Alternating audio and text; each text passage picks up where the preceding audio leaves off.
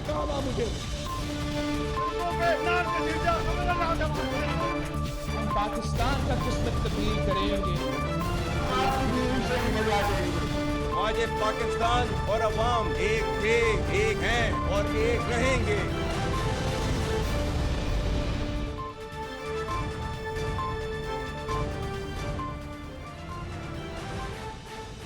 जी अस्सलाम वालेकुम। प्रोग्राम में आज चंद अहम मुद्दात के हवाले से बात करेंगे और आज की सबसे बड़ी खबर साबिक DGI लेफ्टिनेंट जनरल फैज़ हमीद की गिरफ्तारी कोर्ट मार्शल के बाद तफ्तीश का सिलसिला मुस्तकिल जारी है और इसी हवाले से आज ISPR की एक बहुत अहम प्रेस रिलीज़ आई और इस प्रेस रिलीज़ के मुताबिक 3 मज़ीद गिरफ्तार रिटायर्ड मिलिट्री अफसरान के हवाले से फ़ौज ने बताया कि जनरल फैज़ के साथ जो तफ्तीश हुई उस तफ्तीश में कुछ मज़ीद नाम सामने आए और इन लोगों का अरेस्ट भी हुआ, जिनमें से 2 ब्रिगेडियर साहिबान हैं और 1 लेफ्टिनेंट कर्नल हैं।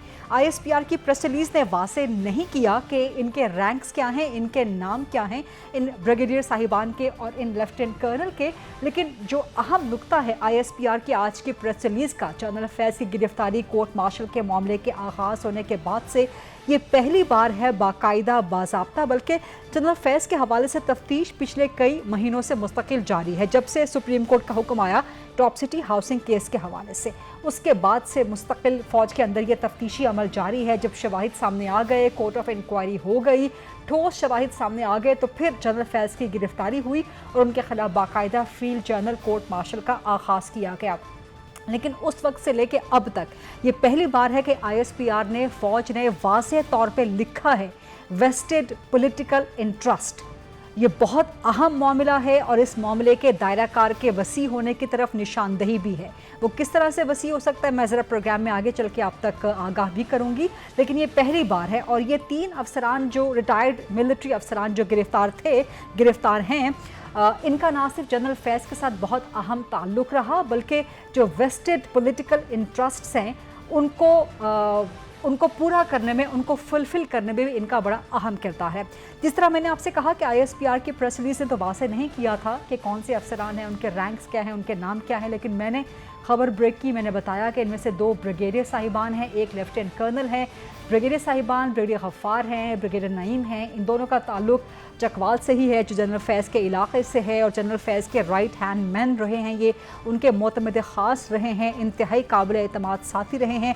इस तरह से लेफ्टिनेंट कर्नल भी जनरल फैज़ हमीद के इंतहाई करीब रहे हैं और रिटायरमेंट के बाद ख़ास तौर पे ये शख्सियात सियासी पैगाम रसानी का काम अंजाम देती रहीं और दीगर भी ऐसी सरगर्मियों में मुलविस पाई गई जो कि मिलिट्री कोड ऑफ कंडक्ट की खिलाफ वर्जी में शुमार होता है, डिसिप्लिन की खिलाफ वर्जी में भी शुमार होता है। इस वक्त तक ये खबर भी मैंने ब्रेक की कि इस वक्त तक इस मामले के हवाले से, जनरल फैज़ की गिरफ्तारी, कोर्ट मार्शल, इस सब मामले के हवाले से 7 लोग ज़ेरे हिरासत है। इन 7 लोगों की तफसीलात भी मेरे पास मौजूद हैं। ये कौन कौन हैं, किस किस वक्त में गिरफ़्तार हुए, ख़ासतौर पे ये 3, जिसमें ये 3 रिटायर्ड मिलिट्री अफसरान भी शामिल हैं। इनके रैंक्स क्या हैं, इनके नाम क्या हैं, इनके ताल्लुक़ किस इलाके से हैं, इन पे इल्ज़ामात क्या है, तफसीलात मेरे साथ मौजूद है, लेकिन किसी मुनासिब वक्त पे आपसे इंशाल्लाह ज़रूर शेयर किया जाएगा। लेकिन ये जो ISPR की प्रेस रिलीज़ में वेस्टेड पॉलिटिकल इंटरेस्ट का मामला लिखा गया है, ये वाज़ेह कर रहा है कि ये सारी तफ्तीश जनरल फैज़ के साथ जो कोर्ट ऑफ इंक्वायरी हुई, उसमें जो शवाहिद सामने आए, जो बातें सामने आई, उनकी बुनियाद पे कोर्ट मार्शल का आगाज़ हुआ, फिर अब ये गिरफ़्तार लोगों की तफसीलात भी सामने आ रही हैं। ये सब वाज़ेह करती हैं, एक शख्स पकड़ा जाता है, वो 2 का, 1 का, 3 का, 6 का, 10 का नाम और बताता है, तो जितने लोग पकड़े जाते हैं उनसे कड़ियाँ से कड़ियाँ मिलती चली जाती हैं। तो ये दायरा सिर्फ मिलिट्री के अंदर तक नहीं रहेगा, इतना मैं आपको बता सकती हूँ। मैंने आपको पहले भी कहा कि बहुत सी तफसीलात मेरे पास मौजूद हैं, लेकिन इस वक्त मुनासिब नहीं है, मुनासिब वक्त आएगा तो आप तक पहुँचाएँगे, लेकिन सब लपेट में आएंगे, चाहे वो मिलिट्री के अंदर के हों, चाहे बाहर के हों, चाहे रिटायर्ड हों, चाहे जो भी हों, सब इसकी लपेट में आएंगे। और फ़ौज का जो इस वक्त एक बेरहम और रुथलेस किस्म का एहतसाबी प्रोसेस, लेकिन मुनसिफाना प्रोसेस जो जारी है, वो पाया तकमील तक लाजमन पहुँचेगा। दूसरा, मैंने कल परसों भी खबर दी थी कि साबिक चीफ जस्टिस साकिब निसार, उनका एक बहुत मजबूत लिंक, बहुत मजबूत कनेक्शन وہ بھی سامنے آیا ہے جنرل فیض کے ساتھ اسی تفتیش کے حوالے سے. اور آج پھر میں نے یہ خبر دی کہ سابق چیف جسٹس ثاقب نثار پاکستان سے نکل چکے ہیں, پاکستان سے روانہ ہو چکے ہیں. 7 اگست کو وہ پاکستان سے دبئی روانہ ہوئے اور دبئی سے پھر وہ لندن. اس وقت ثاقب نثار لندن میں موجود ہیں. ان کے خلاف بھی تفتیش ہو رہی ہے, ہونی تھی, اور ممکن ہے کہ ان کی گرفتاری بھی ہونی تھی, لیکن اب چونکہ وہ پاکستان سے باہر ہیں تو دیکھنا پڑے گا کہ ان کو پاکستان واپس لانے کے لیے کیا طریقہ کار ایڈاپٹ کیا جاتا ہے. اور جس طرح میں نے پہلے آپ سے گزارش کی کہ اب یہ سارا جو پروسیس سٹارٹ ہو چکا ہے, اس میں سب لوگ لپیٹ میں آئیں گے, جو کنیکٹڈ پایا جائے گا, چاہے وہ ملٹری کے اندر کا ہو باہر کا ہو, سب لپیٹ میں آئیں گے. اسی بارے میں آپ نے کل پرسوں سے ایک خبر سن لی تھی کہ جو اڈیالہ جیل میں سہولت کار ہیں بانی پی ٹی آئی کے عمران خان کے, وہ پکڑے گئے. محمد اکرم, اب ان کا پورا نیٹ ورک پکڑا گیا جو کہ پیغام رسانی کرتا تھا, یہاں تک کہ موبائل فون کی سہولت عمران خان کو غیر قانونی پرووائڈ کیا کرتا تھا. اس کے علاوہ بھی بہت سے غیر قانونی سہولیات پرووائڈ کیا کرتا تھا. تو یہ سب چیزیں جتنی بھی ڈاٹس کنیکٹ ہوں گے, جہاں جہاں سے لوگ ملیں گے, سب پکڑے جائیں گے اور سب کے خلاف یہ تفتیش بھی ہوگی قانونی طور پہ, اور سب کے خلاف قانونی پروسیس کا آغاز بھی ہوگا. اس معاملے پہ پروگرام میں بات کریں گے. اور انٹرسٹنگلی انف پی ایم ایل این نے آج اپنا اجلاس کیا ہے, نواز شریف نے, اور اس میں انہوں نے ہدایات جاری کی ہیں کہ نون لیگ کا کوئی بھی بندہ جذباتی بیان نہ دے بلکہ گریز کرے. جنرل فیض سے گرفتاری, ان کے کورٹ مارشل, اس سارے معاملے کے حوالے سے نواز شریف نے اپنی جماعت کو ہدایت کی ہے کہ احتیاط سے کام لے, کوئی بیان بازی نہ ہو, گریز کیا جائے. سو مچ سو کہ نواز شریف نے خود بھی ایوائڈ کیا ہے اس معاملے پہ بیان دینے سے. ایسا کیوں ہے, اس کی وجہ کیا ہے, اور اس سارے پروسیس کا امپیکٹ کیا ہوگا پاکستان کے آنے والے منظرنامے پہ, اسی پر بات کریں گے. پاکستان کے مایہ ناز صحافی, تجزیہ کار میرے ساتھ موجود ہیں. جناب منصور علی خان صاحب سینئر صحافی ہیں, تجزیہ کار ہیں, اپنا پروگرام کرتے ہیں ہم نیوز پہ, وہ میرے ساتھ موجود ہیں. سعید قاضی صاحب سینئر اینکر پرسن ہیں, تجزیہ کار ہیں, GNN پہ اپنا پروگرام کرتے ہیں. اور ہمارے ساتھ موجود ہیں مرتضیٰ سولنگی صاحب, سینئر تجزیہ کار ہیں, سابق وفاقی وزیر, نگران بھی رہے ہیں. سعید قاضی صاحب, آپ سے میں شروع کرنا چاہوں گی. یہ ISPR کی آج کی پریس ریلیز جو کہ ویسٹڈ پولیٹیکل انٹرسٹ کی طرف نشاندہی کرتی ہے, معاملہ بہت خراب ہونے والا ہے. لگتا ہے کہ بہت سے لوگ پکڑ میں آنے والے ہیں اس کا. یہ بڑی اچھی بات ہے اور یہ ایک اچھا دروازہ کھلا ہے. اور میں غریدہ, آپ نے بڑا ایک اچھا آپ نے انٹرو دیا. میں سمجھتا ہوں اس کو اور وسیع کر دیں, اس کو ماضی میں لے جائیں. پہلے دیکھیں پرویز مشرف کے کون سے سہولت کار تھے اور جو کون سا پولیٹیکل فرنٹ انہوں نے کریٹ کیا تھا. پھر تھوڑا سا پیچھے چلے جائیں, ضیاء الحق نے کون سے پودے لگائے تھے, ان کے فیسیلیٹیٹر کون تھے. حالیہ تاریخ میں چلے ایوب تک بھی جائیں بلکہ. اچھا, اب بات یہ ہے کہ یہ ہوا کیسے. جب مارشل لا لگے تو ان کو پولیٹیکل فیس چاہیے تھا. نان اینٹیٹیز, نان پولیٹیکل پیپل, کاروباری گھرانے, انہیں لایا گیا, ان کا ریاست میں رستہ کھولا گیا. انہوں نے جواباً اسٹیبلشمنٹ کا رستہ ریاست میں پالیٹکس میں کھول دیا. یہ آج سے نہیں ہو رہا اور یہ بڑا پازیٹیو ہے. آئی ایم ویری ہیپی کہ یہ ہو گیا ہے, مگر یہ اور وسیع ہونا چاہیے کیونکہ یہ جتنا گند پڑا ہے 1977 آن ورڈ, کیونکہ پاکستان آج آلموسٹ ایک بینکرپٹ ہو چکا ہے. آپ دیکھیں نا, اگر ہمیں 4 ٹکے نہیں ملتے تو یہ انہوں نے مل کے کیا ہے نا. تو بات یہ ہے کہ اس کو اور وسیع کریں. خان صاحب کا کوئی تعلق ہے, ان کو بھی سزا دیں. جنہوں نے اس کی بنیاد رکھی ان کو بھی پکڑیں. جو نان الیکٹڈ پارلیمنٹ کے جو سپیکر تھے ان کو بھی بلائیں. ان کو تو خیر نہیں بلا سکتے, شاید وہ دنیا میں نہ ہو, مگر یہ سارا جو پولیٹیکل کلچر پیدا ہوا, کیونکہ 70 میں بھٹو کے الیکشن کے بعد پہلی دفعہ ایک وہ بھی تکلیف دہ بات ہے. لیکن سعید قاضی صاحب, سوری ٹو انٹرپٹ, لیکن میں اس ڈیبیٹ کو براڈن کرنا چاہتی ہوں.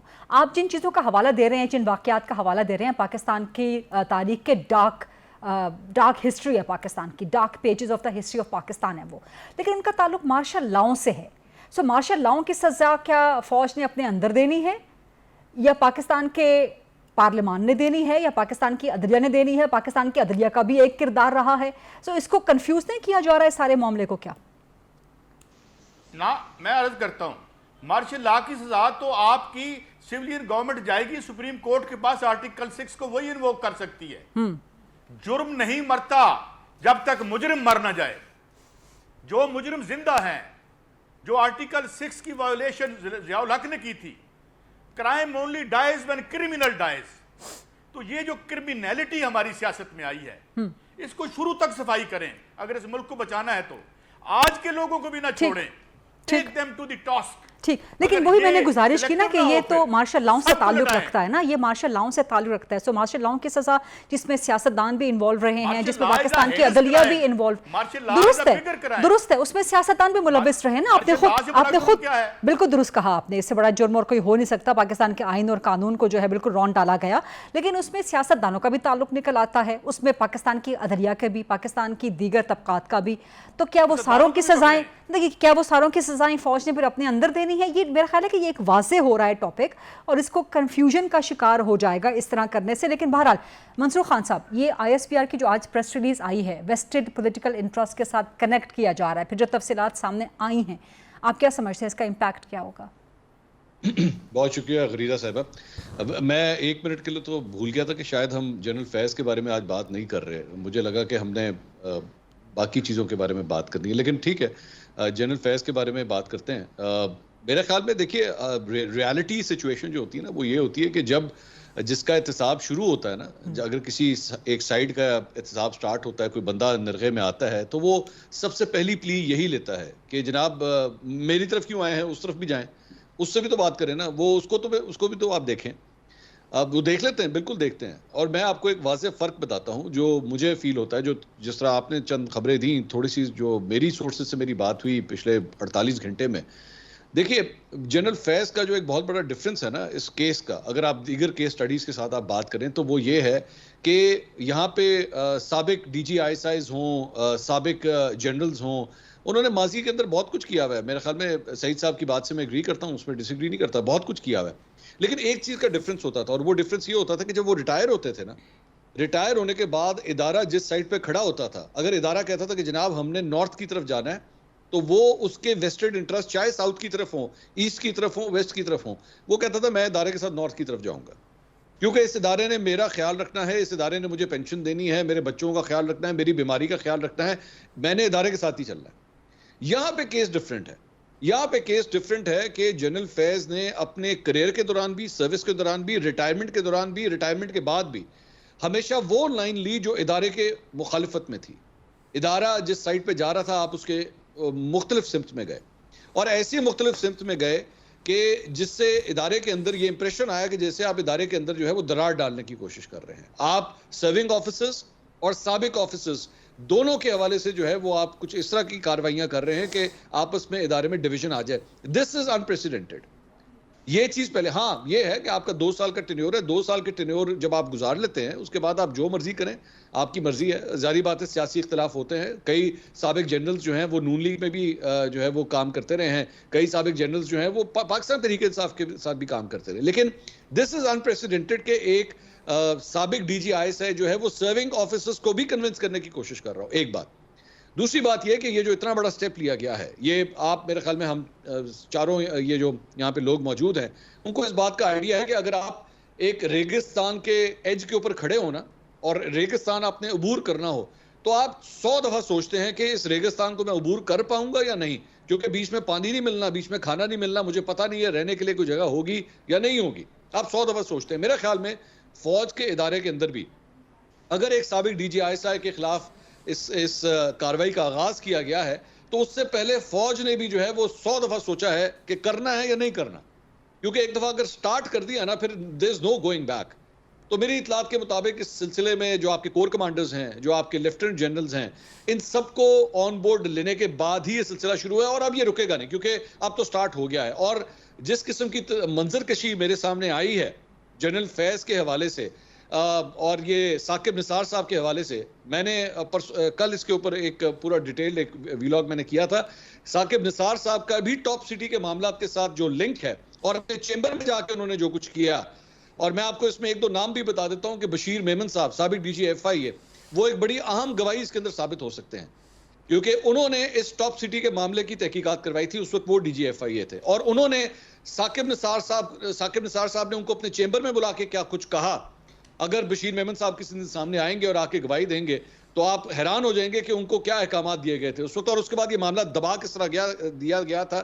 زائدہ صاحبہ ہیں جو بیسیکلی ٹاپ سٹی کی اونر کے طور پہ اپنے آپ کو کلیم کرتی رہی اور بڑی دیر سے یہ کیسز لڑ رہی ہیں، ان کا معاملہ کس طرح دبا دیا گیا سپریم کورٹ میں جا کے، اور وہ حیران ہوگی جبکہ ان کے ہاتھ میں ایک پوری ایف آئی اے کی رپورٹ ہے جو بتاتی ہے کہ کیا زیادتی ہوئی ہے سارے کیس میں. لیکن ثاقب نثار صاحب کے پاس جب یہ معاملہ گیا اس کو کس طرح دبا دیا گیا.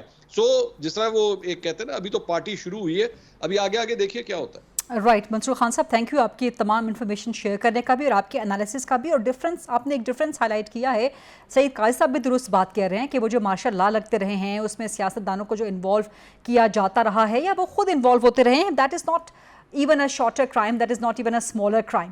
لیکن یہاں پر ایک ڈفرینس ایک تو آپ نے ہائی لائٹ کر دیا منصور علی خان صاحب، ایک اور ڈفرینس یہ بھی ہے کہ جو آج آئی ایس پی آر کی پریس ریلیز نے کہا کہ فومنٹنگ انسٹیبلٹی، عدم استحکام لانے کی کوشش، یہ آئی ایس پی آر نے واضح نہیں کیا کہ ادارے کے اندر یا ادارے سے باہر، لیکن بہرحال یہ بہت سنگین الزام ہے کیونکہ قیاس آرائیاں کی جا رہی ہیں کہ 9 مئی یا میوٹینی ان ملٹری انسائٹ کرنے کے لیے.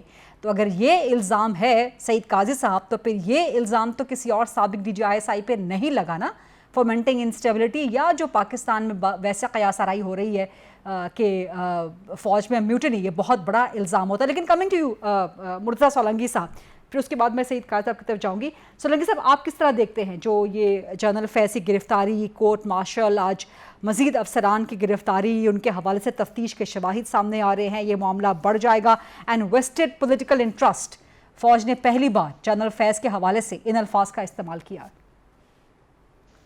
جی شکریہ. ایک تو میں اپنے سعید بھائی سے اتفاق کرتا ہوں کہ جو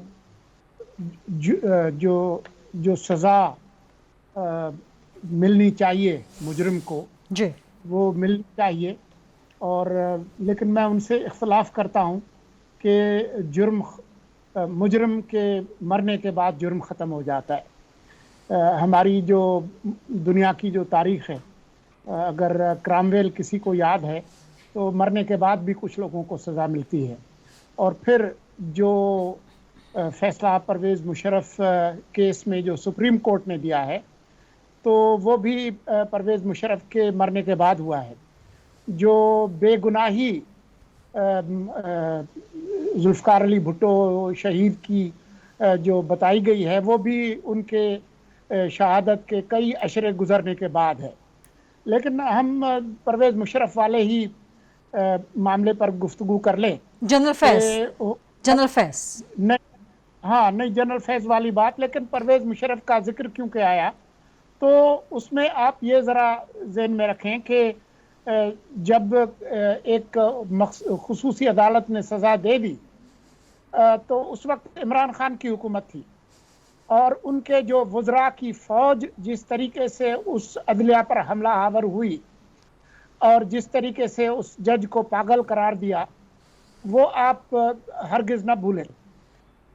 جو بات منصور نے کی وہ اہم ہے اور جو آپ نے کی وہ اہم ہے.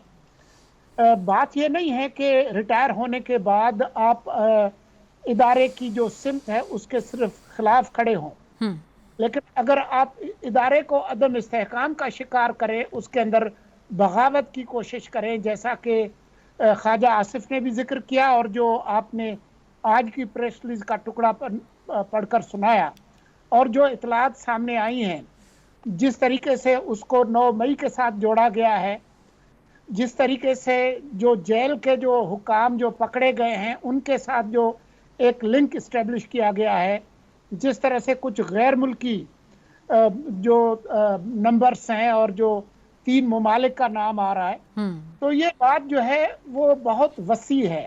یہ ملک کے اندر صرف عدم استحکام کی بات نہیں ہے، بلکہ ملک کے اندر ایک غیر آئینی صورتحال پیدا کرنے اور پاکستان جیسے ملک میں فوج کے اندر بغاوت پیدا کرنے کی ایک کوشش بھی ہے.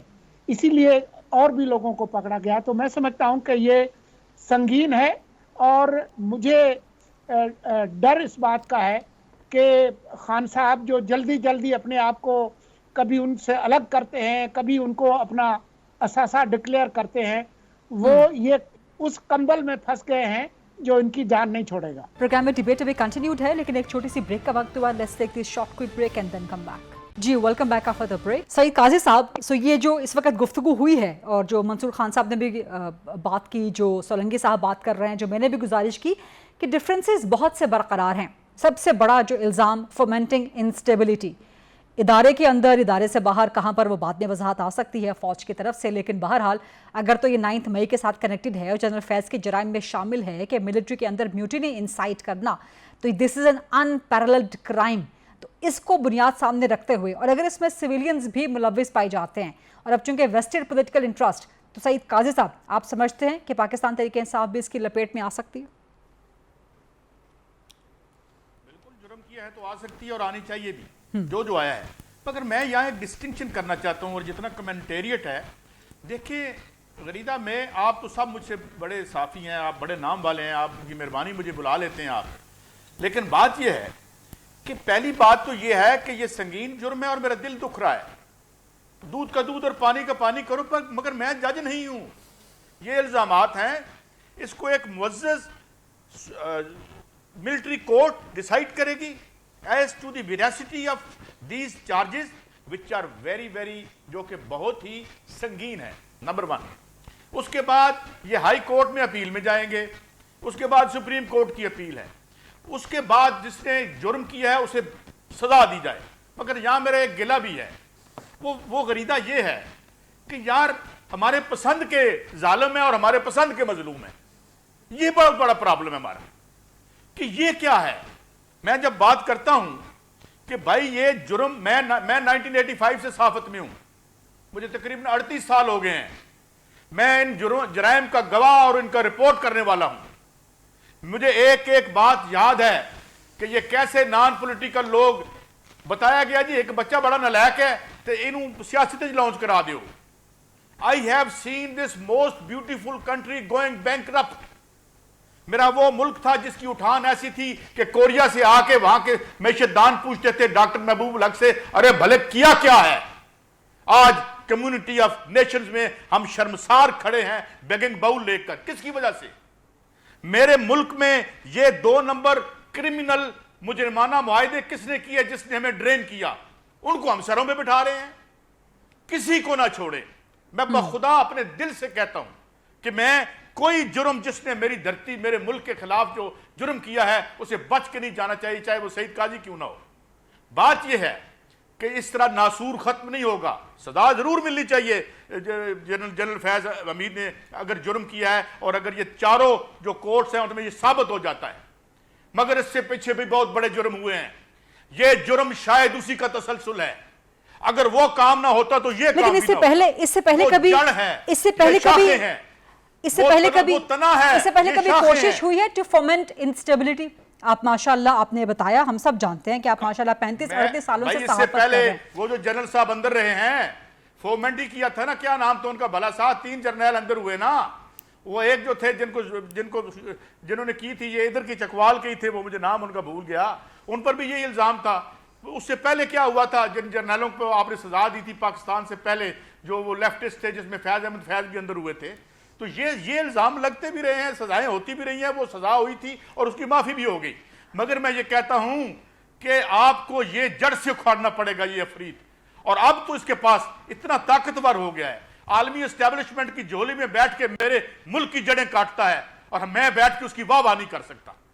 मैं इसलिए कहता हूं कि अगर इस मुल्क को बचा के हमने इस मंझधार से इस कश्ती को लेकर निकलना है तो खुदारा अब मैं कितना जी लूंगा। और ये हमारे बच्चे किस इस दौर में जिएंगे?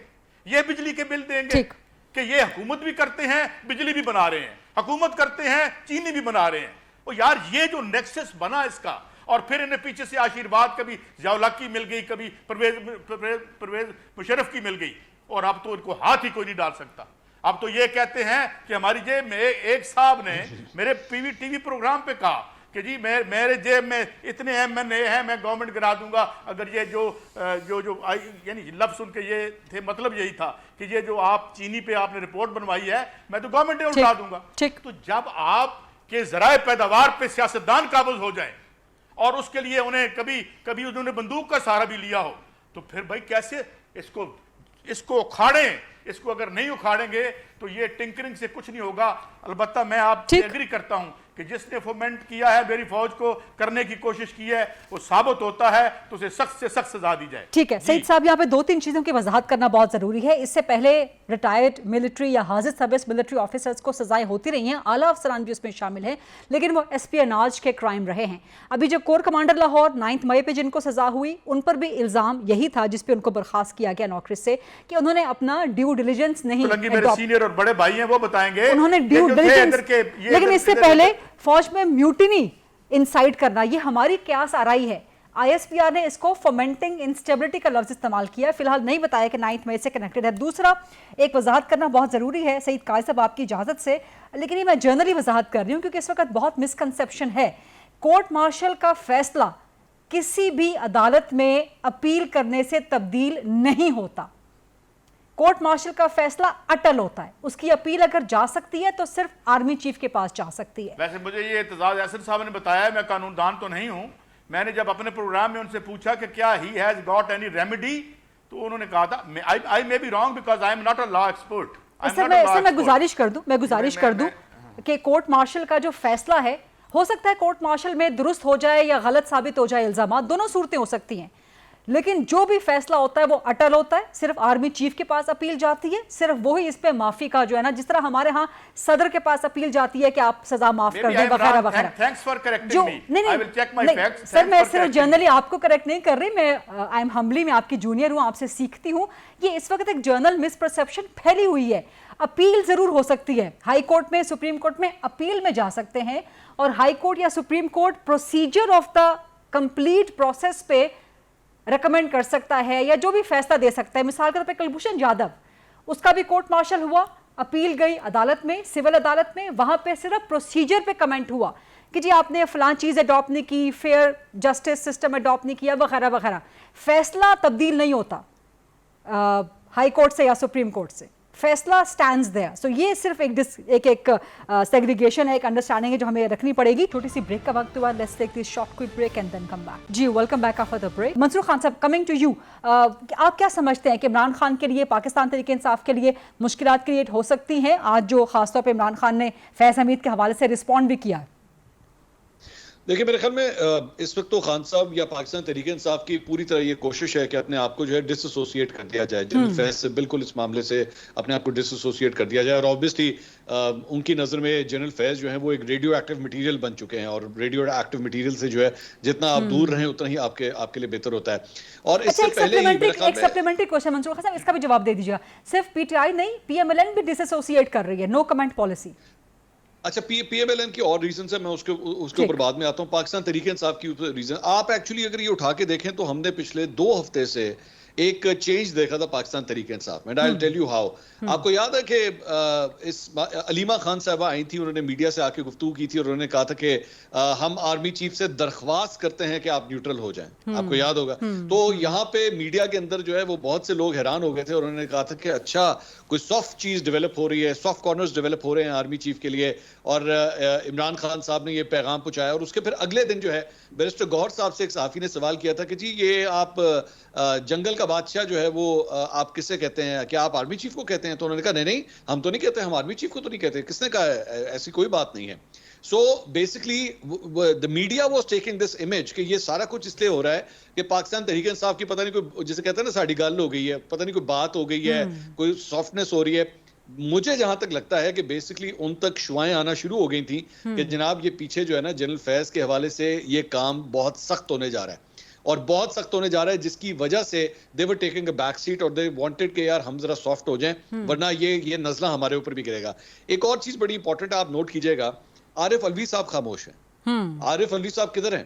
عارف الوی صاحب نظر کیوں نہیں آ رہے؟ کیونکہ عارف الوی صاحب ایک وہ ذریعہ تھے جو فوج اور عمران خان صاحب کے درمیان ایک برج کا کردار ادا کرتے تھے. جنرل باجوہ کے ساتھ ملاقاتیں بھی عارف الوی صاحب کے ذریعے ہوئی تھیں، ٹھیک ہے؟ تو وہ یہ کردار ادا کرتے تھے، وہ بالکل خاموش ہیں.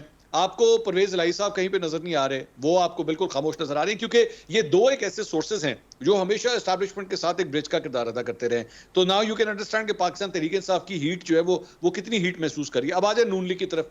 نون لیگ کا ایشو یہ ہے کہ جنرل فیض کے حوالے سے اگر ہم یہ بات کرنا شروع کریں گے نا تو جنرل فیض کے حوالے سے خواجہ آصف صاحب کا بیان موجود ہے جب انہوں نے کہا تھا کہ جی مارچ 2019 میں جو ہے وہ مجھے آفر کی گئی اور مجھے بلایا. اب میری اطلاعات کے مطابق بیسکلی ہوا یہ تھا کہ خواجہ آصف صاحب کے ساتھ جو ہے وہ 2 اور لوگوں نے، نون لیگ کے 2 اور لوگوں نے اس میٹنگ کے لیے جانا تھا، جس میں میری اطلاعات کے مطابق سردار ریاض صادق صاحب نے بھی شاید جانا تھا، لیکن کچھ ذاتی مصروفیات کی وجہ سے وہ اس میٹنگ میں نہیں جا سکے تھے. اور اس کے بعد خواجہ آصف صاحب گئے تھے اور ملاقات جو ہے وہ جنرل فیض سے ہوئی تھی. اور جنرل فیض کی جانب سے الیجڈلی یہ آفر ہوئی تھی کہ جناب آپ ابھی پنجاب لے لیں اور بعد میں جو ہے وفاق لے لیجیے گا، لیکن چیزیں مٹیریلائز نہیں ہو سکی تھی. بڑے میاں صاحب کو شرط و شرائط جو ہے وہ اس کو قبول نہیں تھی. تو جنرل فیض نے جہاں پہ اپنی کچھ فیض جو ہے وہ پاکستان تحریک انصاف کو دیا ہوا ہے، ماضی کے اندر کچھ فیض جو ہے وہ نون لیگ کو بھی دیا ہوا ہے. اور اگر یہاں پہ آپ گئے آفر کیا ہوا نا، نون لیگ کے کیا حوالے اس پہ سے ڈیفرنس نہیں؟ وہاں تو آفر ہوئی تھی نا، جو offer P M L N نے ٹیک نہیں کی، تو پی ایم ایل این کیوں اس پہ سیف پلے کرنے کی کوشش کر رہی ہے؟ اس میں اس کی ایک بہت بڑی وجہ یہ ہے کہ معاملات صرف یہاں تک نہیں جائیں گے، جنرل باجوہ تک بھی پھر جائیں گے. جنرل باجوہ کا نام بھی بیچ میں آئے گا. اور جنرل باجوہ نے کیا رول ادا کیا ہے نون لیگ کے حوالے سے، عمران خان صاحب کے خلاف جو تحریک عدم اعتماد آئی تھی اس میں اس وقت کی اسٹیبلشمنٹ کا کیا رول رہا ہے، بات پھر بہت زیادہ آگے چلی جائے گی.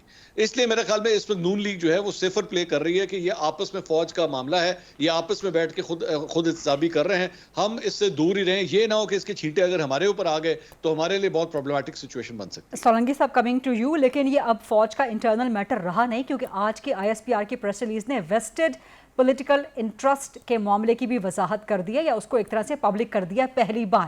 سولنگی صاحب، پاکستان تحریک انصاف عمران خان کیوں ڈس ایسوسیٹ کر رہے ہیں جنرل فیض کو اپنے ساتھ، اور پی ایم ایل این کیوں اس پہ خاموشی اختیار کیے ہوئے ہیں؟ اور آپ کو لگتا ہے کہ اب یہ جو ہو رہا ہے فوج کے اندر ایک اکاؤنٹیبلٹی کا پروسیس، اس میں سیاسی لوگ بھی لپیٹ میں آ سکتے ہیں، اور اگر آئے تو پھر کیا ہوگا، کس طرح سے ہوگا؟ دیکھیں، خان صاحب جو ہے وہ ایک عجیب قسم کی ذہنی اور نفسیاتی کیفیت میں مبتلا ہیں. ایک طرف وہ کہتے ہیں کہ جی نہیں یہ تو اندرونی معاملہ ہے، ساتھ ہی آج ہی انہوں نے کہا کہ جی وہ تو ایک ہمارا ایک بہت بڑا اثاثہ تھا جو ضائع ہو گیا. ساتھ ہی ماضی قریب میں وہ ان کی تمام خوبیاں وہ بتاتے رہے ہیں کہ کس طریقے سے وہ افغانستان کو مینیج کر رہے تھے، کس طرح سے ٹی وی انٹرویوز میں آ کر خود انہوں نے کہا کہ ایجنسیز میری حاضری پوری کرتی تھی، میری بجٹ پاس کرواتی تھی، میرے ساری مشکل ٹربل شوٹنگ کرتی تھی. تو وہ کس ایجنسی کی بات کر رہے ہیں اور اس کے سربراہ کون تھے، اس کے لیے کوئی بہت بڑے دماغ کی ضرورت نہیں ہے. تو وہ ایک طرف جو ہے وہ ان کو اثاثہ ڈکلیئر کرتے ہیں، دوسری طرف جو ابھی چنگاریوں نے ایک بہت بڑی آگ پکڑ لی ہے، اس آگ کے شعلوں سے اپنے آپ کو بچانا بھی چاہتے ہیں. تو وہ ایک عجیب اس ڈائلیما میں ہے. تو اس لیے جو ان کی وہ کوشش تو کر رہے ہیں اپنے آپ کو الگ ہونے کی، لیکن جو کورٹ مارشل ہے اگر اس کے اندر ایسے کوئی ثبوت آ گئے جس میں خان صاحب اور فیض حمید کو ریٹائرمنٹ کے بعد ملک کے اندر عدم استحکام اور فوج کے اندر بغاوت اور یہ جو کوئی 200 کے قریب مقامات جن پر حملہ ہوا 9 مئی کو، جس کے نتیجے میں کوئی 17 ارب روپے کا نقصان ہوا، جس میں 423 لوگ زخمی ہوئے، جس میں 14 جانیں گئیں. تو یہ ایک بہت بڑا ایک واقعہ ہے. اور کسی طرح سے اگر خان صاحب اور ان کی جماعت کے لوگ یا اور سویلین کو میڈیا کے لوگ نکل آئے، زلفی بخاری کا نام آ رہا ہے اور بہت سارے نام آ رہے ہیں، اسی طرح سے خود ارشد شریف مرحوم کے قتل کے حوالے سے بھی بہت ساری چیزیں آ رہی ہیں. تو جب یہ چیزیں کھلیں گی تو پتہ چلے گا کہ کون کون اس کی لپیٹ میں آئے گا، کس کس کا کورٹ مارشل ہوگا. مسلم لیگ نون جو ہے وہ احتیاط کا دامن لے رہی ہے. ابھی وہ نہیں چاہتے کہ جی کسی طرح سے اس آگ کے شعلے، کوئی چنگاریاں کوئی ان کے اوپر گرے.